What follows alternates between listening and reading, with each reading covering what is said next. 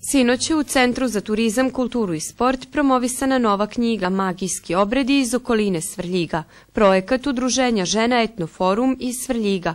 Ovaj projekat vredan 100.000 dinara finansira Ministarstvo kulture i informisanja Republike Srbije, a u prvom tiražu knjiga je štampana u 300 primeraka.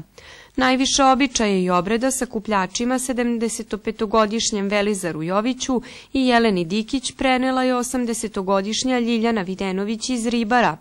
Sve prikupljene priče u svrljiškim selima pretočene su u knjigu zahvaljujući uredniku i lektoru Ani Micić-Pavlović, profesoru srpskog jezika i književnosti, Svrljižanki koja radi i živi u Beogradu.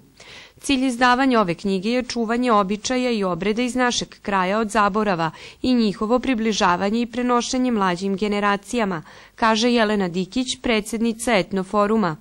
Uz finansijsku podršku Ministarstva kulture i informisanja, Udruženje žena Etnoforum Svrljig izdalo je knjigu Magijski obredi iz okoline Svrljiga.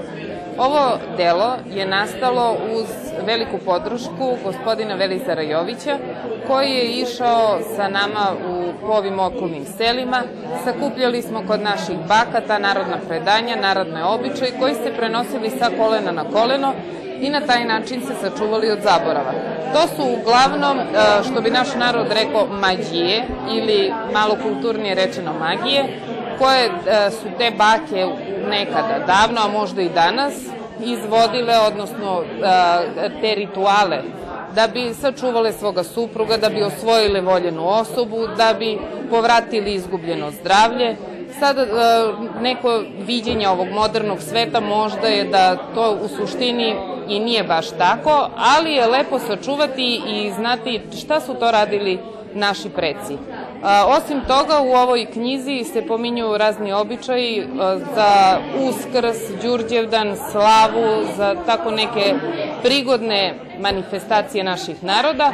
I tu je sve od, možemo reći, od početka do kraja, do tančine navedeno šta je sve to što naši ljudi tom prilikom rade.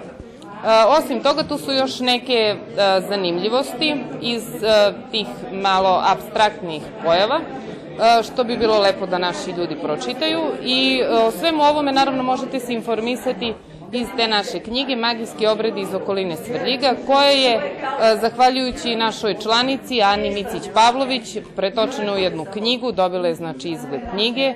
I ako biste želeli možda da dobijete, da kupite možda našu knjigu, možete nam se obratiti u sedištu Udruženja Etnoforum na Radetovoj 4/2.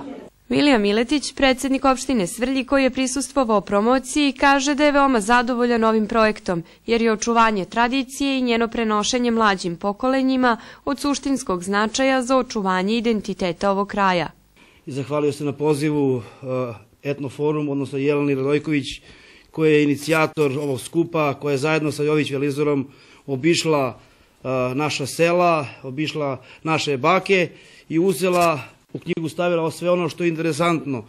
Ja sam na brzinu pročitao knjigu, pošto volim stvarno da čitam u zadnje vreme, pošto da čitam baš onako dosta. I šta mi je na 22. strani, gde, pošto kod nas imamo veliki broj momaka i devojaka koji nisu stvorili bračnu zajednicu, a mi kao opština već pomažemo takvu aktivnost. Ima 22. strane i vidjet ćete kako se zaljubiti, gde, na koji način je to neka magija, pa pozivam sve prisutne dame koje nisu udate da uzmu knjigu, da pročitaju 22. stranu i da se u narednom periodu da stvore bračnu zajednicu.